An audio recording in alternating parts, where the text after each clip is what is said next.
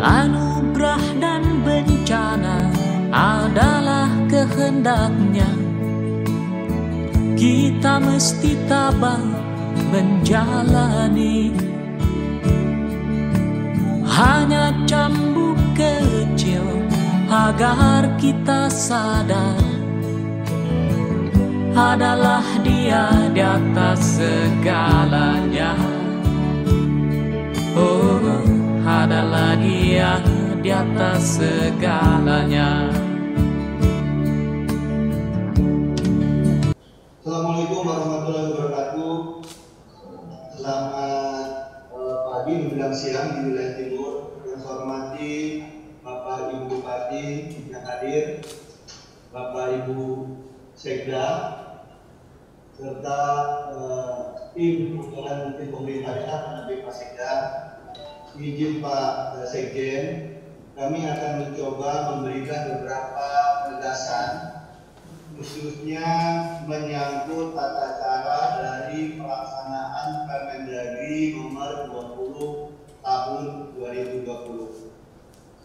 Perlu diketahui oleh kita semua, kalau kita berbicara Permendagri 20 ini merupakan Permendagri yang secara spesifik, saya ulangi, yang secara spesifik khusus digunakan dalam rangka penanganan COVID-19.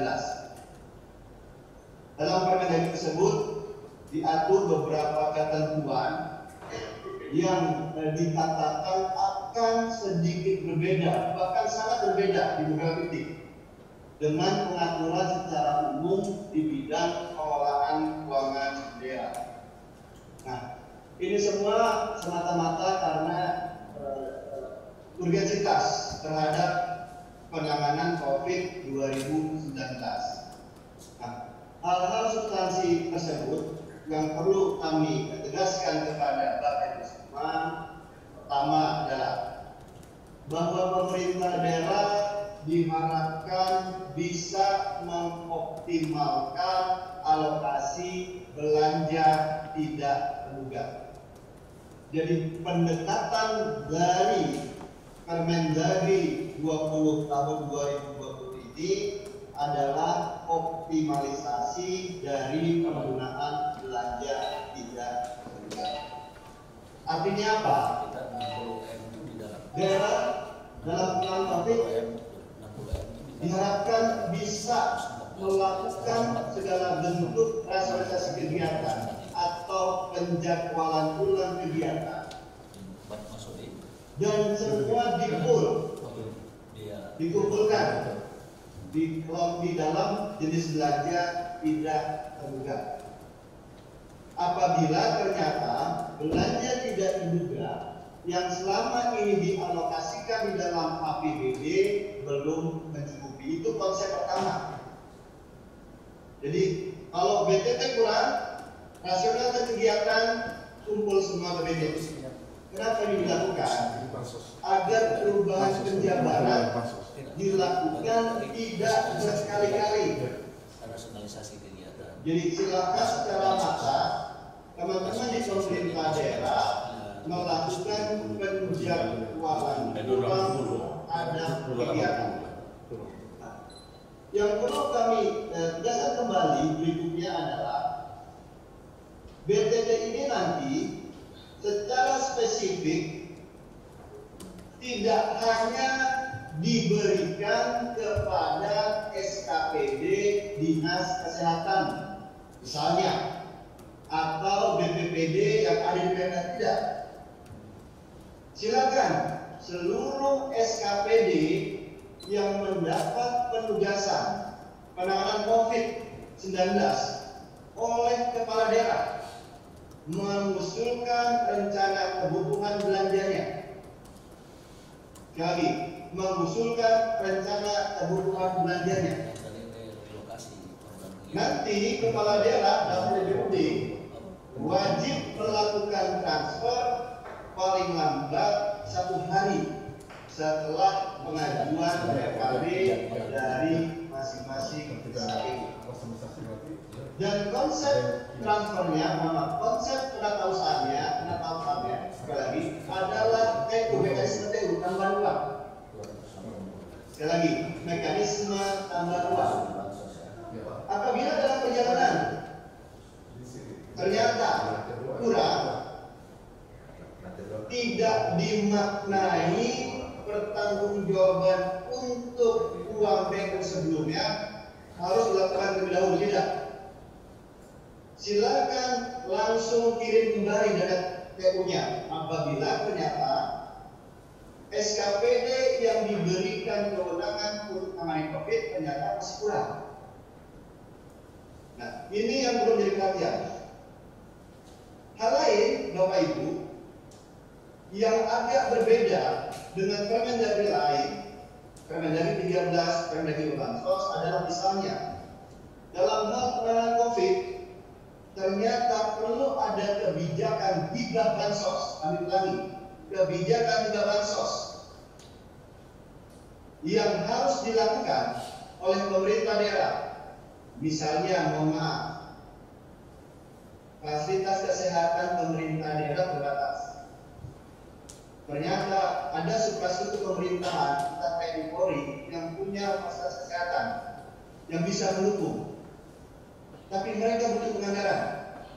Nah, hibah ini Bapak Ibu bisa langsung digunakan tanpa mempedomani Permendagri 32 tahun 2011. Jadi tidak harus diusulkan tahun sebelumnya, lalu diverifikasi, mendapatkan pertimbangan dari TAPD, dibahas KPK, tidak Bapak Ibu. Untuk COVID tidak berlaku ketentuan tersebut. Jadi silakan kalau ternyata perlu hibah, lakukan hibah. Nah, yang paling penting Bapak Ibu menyangkut bansos. Nah, ini pendapat dan Bapak Menteri kepada kami menyangkut bansos. Karena berbicara Permendagri nomor 20 tahun 2020, substansi utamanya cuma 3. Pertama, penanganan kesehatan. Yang kedua adalah penanganan dampak ekonomi. Dan yang ketiga adalah social safety net, jaring pengamanan sosial. Nah, apabila COVID ini berdampak kepada sektor-sektor UMKM misalnya, atau masyarakat individu yang punya resiko sosial akibat penyebaran COVID-19 ini, bansosnya pun keluar dari Permendagri 32 tahun 2011. Nah, ketiga komponen belanja utama tadi, penanganan kesehatan, dampak ekonomi, lalu social safety net, itu Bapak Ibu bisa lakukan cukup dengan pemberitahuan kepada DPRD. Makanya tadi kami sampaikan, induknya adalah Perkada Perubahan Penjabaran untuk administrasi, kirim semua ke BDD, langsung BDD distribusi kepada SKPD yang mendapatkan penugasan dalam rangka penanganan COVID 2019. Nah, kami ingin memberikan beberapa contoh Bapak Ibu, hal-hal yang Bapak Ibu bisa lakukan karena ada 3 kegiatan utama. Ini contoh menu dan sifatnya adalah open menu. Jadi Bapak Ibu jangan terpaku kepada contoh yang nanti akan saya sebutkan. Misalnya 1, penanganan kesehatan. Silakan ada kegiatan menyangkut penyediaan sarana prasarana kesehatan berupa barang pelindung diri warga, barang pelindung komunitas masyarakat, alat pelindung petugas medis, entah itu masker, hand sanitizer, vitamin C, vitamin E, pelindung diri, sarung tangan karet, maupun sarana prasarana kesehatan lainnya. Atau juga bisa dalam skala yang agak besar, misalnya penyiapan kamar isolasi, ventilator, silakan. Itu Bapak Ibu bisa juga rapid test kit, tempat tidur pasien. Kegiatan lainnya menyangkut penanganan kesehatan juga bisa dilakukan dengan cara merekrut tenaga kesehatan atau medis yang potensial. Misalnya, mohon maaf, dokter dan tenaga perawat yang baru lulus pendidikan atau tenaga kesehatan medis lainnya. Namun tadi Bapak Ibu, tetap mereka harus diberikan pelatihan singkat serta SOP dalam rangka penanganan pasien COVID-19. Selain itu, juga bisa diberikan insentif bagi tenaga kesehatan, tenaga investigator korban terpapar COVID, tenaga relawan maupun tenaga lainnya yang terlibat dalam penanganan pandemi COVID-19. Tentunya kalau bicara harga satuannya ditetapkan oleh kepala daerah. Hal lain terkait penanganan kesehatan bisa dilakukan penyemprotan disinfektan. Tidak hanya di kantor pemerintah, tempat-tempat yang dinilai perlu dilakukan bisa dilakukan oleh pemerintah daerah. Atau bisa juga penyewaan rumah singgah sebagai ruang isolasi untuk pasien dalam pengawasan.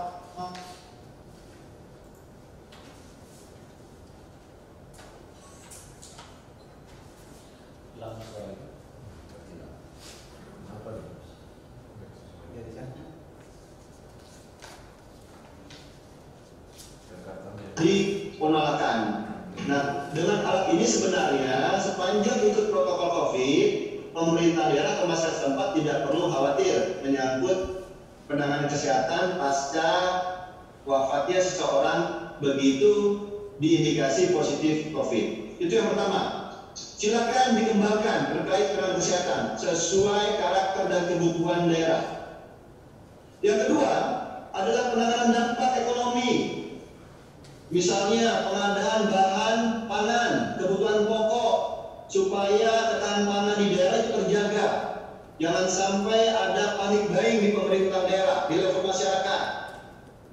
Bisa juga karena dampak ekonomi, pemerintah daerah memberikan semacam pengurangan atau pembebasan pajak daerah atau perpanjangan waktu pelaksanaan kewajiban dan pemenuhan perpajakan. Bisa juga perpanjangan kewajiban pembayaran dana bergulir, pemberian stimulus kepada UMKM dalam bentuk penguatan modal, dan penanganan dampak ekonomi lainnya. Sedangkan untuk social safety net atau jaring pengaman sosial tentunya dua polanya, hibah atau bansos. Kalau kita ketahui bansos pasti bisa bersifat personal. Semua adalah yang memiliki resiko sosial terhadap dampak COVID 2019.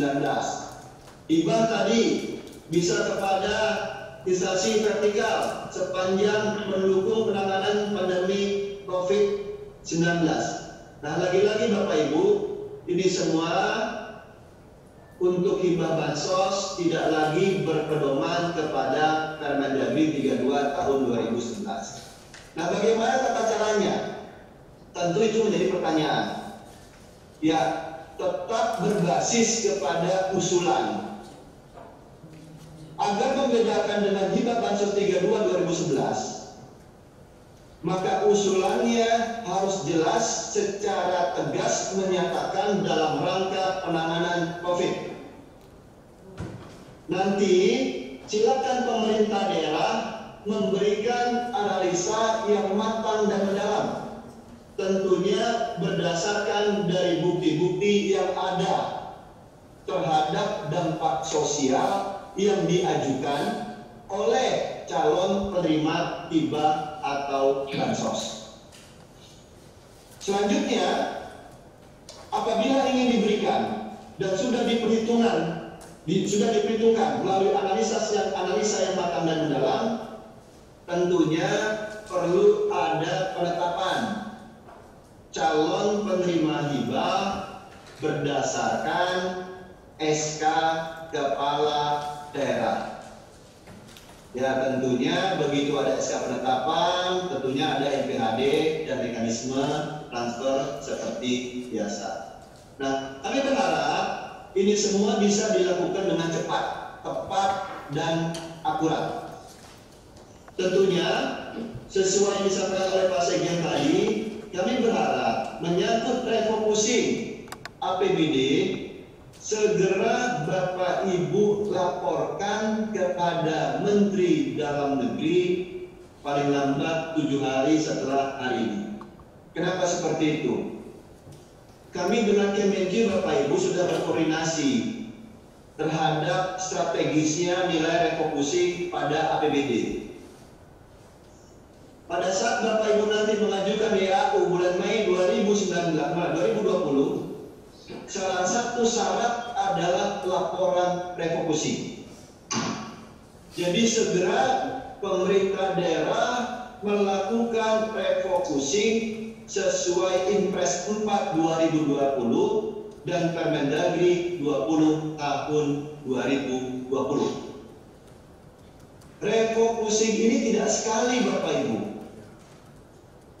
Dalam hal ternyata ada kebutuhan lainnya di luar refocusing yang sudah dilakukan oleh pemerintah daerah, lakukan refocusing ulang sesuai kebutuhan di masing-masing pemerintah daerah.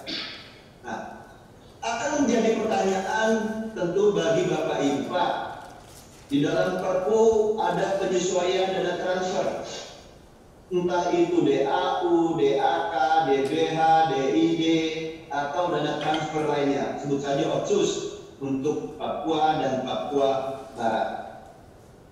Bagaimana kita menyikapinya? Bagaimana kita lakukan formulanya?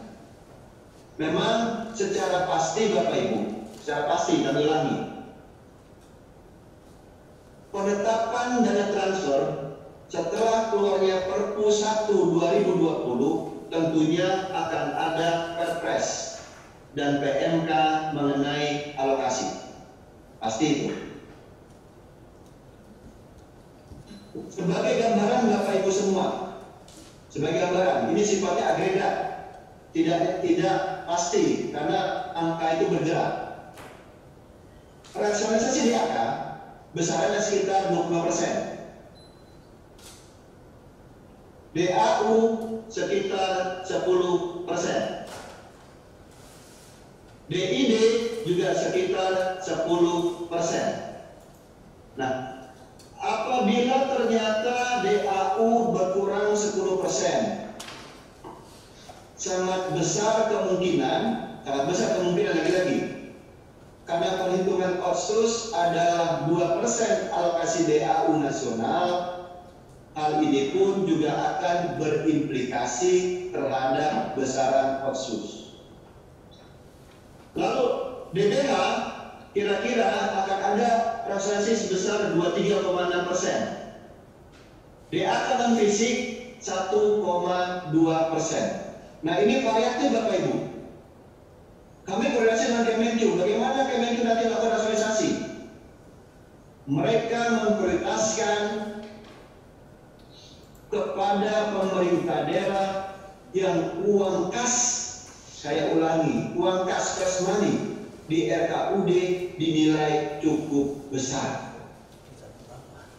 Maka mencegah besarnya rasionalisasi atau pemotongan terhadap dana transfer, kami sangat berharap Bapak Ibu segera bisa mengoptimalkan uang kas yang ada untuk penanganan COVID-19 ini. Saya rasa itu saja Pak Sekjen, mohon izin ada sedikit lama dan teknis. Hal-hal yang bisa kami sampaikan untuk mendapatkan perhatian lebih lanjut dari para sekda selaku ketua tim anggaran pemerintah daerah ataupun dalam ini kepada bupati wali kota yang hadir pada Vicon pagi menjelang siang ini. Terima kasih Pak Sekjen, saya kembalikan. Assalamualaikum warahmatullahi wabarakatuh. Selamat pagi menjelang siang. Baik, Terima kasih Pak Dirjen Keuangan Daerah. Saya kira Pak Dirjen Keuangan Daerah tadi telah menyampaikan secara detail dan rinci tentang bagaimana soal refocusing dan realokasi anggaran ini terkait dengan APBD di tempat Bapak Ibu sekalian. Saya kira tadi lebih jelas, clear gitu ya, hal-hal yang disampaikan. Dan saya kira karena ini ada Bu Dirjen Pemda, saya persilakan Bu Dirjen untuk ada tambahan terkait soal misalnya saja soal industri dalam negeri. Silakan Bu. Terima kasih Bapak Sekjen. Selamat pagi menjelang siang Bapak Ibu sekalian di timur Indonesia. Melanjutkan arahan Bapak Sekjen dan kisi-kisi dari Direktur Jenderal Bina Keuangan Daerah, barangkali ada dua hal yang ingin kami sampaikan. Menindaklanjuti Impres Nomor 4 2020, Peraturan Menteri Keuangan 2020 dan Permendagri 20 tahun 2020. Ada beberapa hal Bapak Ibu yang mungkin menjadi concern kita, bahwa pemerintah daerah harus dapat memastikan dan mengawasi kecukupan tersedianya sembako di wilayah masing-masing, baik dalam ketersediaan supply maupun kelancaran distribusinya. Kenapa ini disampaikan dalam bentuk insya Allah instruksi Menteri Dalam Negeri? Karena beberapa daerah telah mengambil kebijakan sendiri, sehingga hal-hal ini mungkin dirasakan tidak arif kalau dilakukan pada masa-masa sulit seperti sekarang ini. Yang kedua, aktivitas industri dan pabrik serta dunia usaha yang menghasilkan kebutuhan pokok masyarakat dan alat-alat kesehatan penanganan COVID-19 tetap berjalan dengan memperhatikan protokol kesehatan. Ini juga menjadi concern Bapak Menteri karena beberapa kepala daerah telah mengeluarkan larangan bagi industri untuk bekerja, ya, sehingga ini akan menyulitkan bagi masyarakat Bapak Ibu yang ada di daerah di dalam memproteksi diri dalam serangan COVID-19 ini. Saya kira itu beberapa hal yang bisa kami tambahkan dari Dirjen Bina Bangga. Terima kasih. Selamat pagi. Assalamualaikum warahmatullahi wabarakatuh. Baik, terima kasih Bu Dirjen Bangga.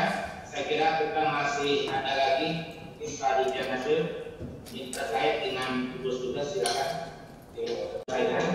Dan terakhir sebelum kami buka daerah Pak Dirjen Kota, ini saya kira sampaikan juga terkait dengan gugus tugas di Kementerian Dalam Negeri, karena kita sudah ada gugus tugas Pak. Ya. Baik, nanti laporan dan seterusnya ini bisa cepat disampaikan kepada gugus tugas yang daerah, ada gugus tugas yang ada di kita di Kementerian Dalam Negeri. Saya kira itu Pak Dirjen Kota yang menjadi perhatian. Silakan Pak. Baik, terima kasih Pak Sekjen, Bapak Ibu sekalian, Bapak Bupati, Bupati, Sekda di wilayah Timur Indonesia. Saya langsung saja karena Koda relatif memberikan dukungan terhadap ketajaman keuangan daerah dalam rangka mensupport penanganan COVID-19, demikian juga terkait dengan pelaksanaan urusan-urusan yang menjadi kebutuhan pokok masyarakat. Nah, tadi Pak Sekjen sudah katakan di Kemendagri kami punya gugus tugas penanganan COVID-19 sebagai bagian dari gugus tugas nasional yang ada di BNPB. Dan di dalam PP pemerintah juga sudah ditegaskan bahwasanya kepala daerah adalah ketua gugus tugas penanganan COVID-19 di masing-masing provinsi, kabupaten, dan kota. Nah, tentunya agar sinergi tugas-tugas kita dengan pusat dan daerah, kami juga sudah menyurati semua pemerintah daerah, baik provinsi, kabupaten, kota, untuk melaporkan, melakukan forecasting, melakukan peramalan berapa kebutuhan alat kesehatan dan kemudian kebutuhan ketahanan pangan di daerah yang dibutuhkan daerah dalam rangka menghadapi COVID-19. Mungkin Bapak Ibu banyak mendengar bahwasanya kita tidak bisa memprediksi kapan ini akan berakhir. Dengan demikian kita tentunya perlu membuat sebuah rencana panjang tentang kebutuhan alat kesehatan. Secara teknis tadi sudah sampaikan oleh Pak Dirjen Keuangan Daerah dan juga Ibu kami secara personal sudah bersurat ya kepada seluruh gubernur. Kami meminta gambaran kebutuhan dari pemerintah daerah tentang pertama kebutuhan alat kesehatan. Ada 5 item yang kami minta. Pertama tentang barang pelindung diri, tadi sudah dikatakan Pak Dirjen Polda juga berupa masker sehingga multivitamin vitamin. Kemudian juga kebutuhan pelindung komunitas masyarakat. Kemudian juga kebutuhan alat pelindung tugas medis. Kemudian kebutuhan sarana dan prasarana medis lainnya, serta kebutuhan perlengkapan untuk pasca meninggal atau pasca wafat. Samping itu kami juga meminta teman-teman pemerintah daerah untuk membuat sebuah skenario tentang bagaimana ketersediaan 9 kebutuhan pokok yang apabila nanti pandemi ini akan berpanjang, tentunya kita perlu mempertimbangkan ketahanan masing-masing daerah untuk ekonominya. Nah, kami sudah bersurat juga dan kami ingin menyampaikan sampai dengan hari ini dari 34 provinsi baru 25 yang baru menyampaikan datanya pada kami. Bahkan beberapa di antara juga tidak menerima pakai surat pengantar dari kepala daerah. Tetapi karena kebutuhan cepat, kami terus melengkapi karena data ini sedang ditunggu oleh gugus tugas di tingkat nasional. Kemudian juga kota dari 508 harus 128 daerah yang menyampaikan kepada kami. Untuk wilayah timur, kami belum menerima data dari Papua Barat. Kami belum terima data dari Maluku dan NTT. Untuk beberapa kabupaten kota sudah masuk, tetapi provinsi belum. Mohon kiranya untuk dipercepat penyampaian data-data ini, karena itu penting bagi kita untuk membangun sinergi antara action di tingkat pusat dan action di tingkat daerah. Pak Menteri selalu katakan tidak cukup, tidak akan mampu pemerintah daerah sendiri menangani ini. Pun tidak akan mampu pemerintah pusat menangani ini sendiri. Itu kenapa kita butuh sinergi antara pusat dan daerah. Nah, sinergi ini kita bangun dengan menyiapkan data yang sama, menyiapkan kebutuhan yang sama, sehingga kita akan tahu dan berbagi siapa yang buat apa. Dan itu sekali lagi mohon segera data-data yang kami minta untuk segera disampaikan kepada gugus tugas yang ada di tingkat Kemendagri. Demikian Pak Dirjen. Selamat siang, assalamualaikum warahmatullahi wabarakatuh. Terima kasih Pak Dirjen Perda. Saya kira itu Bapak Ibu sekalian para sekda, para bupati, wali kota yang saya sampaikan oleh kami dari Kementerian Negeri, dan supaya ada dua arah saya kira kita akan diskusi. Dan kesempatan pertama kami akan undang ini yang sudah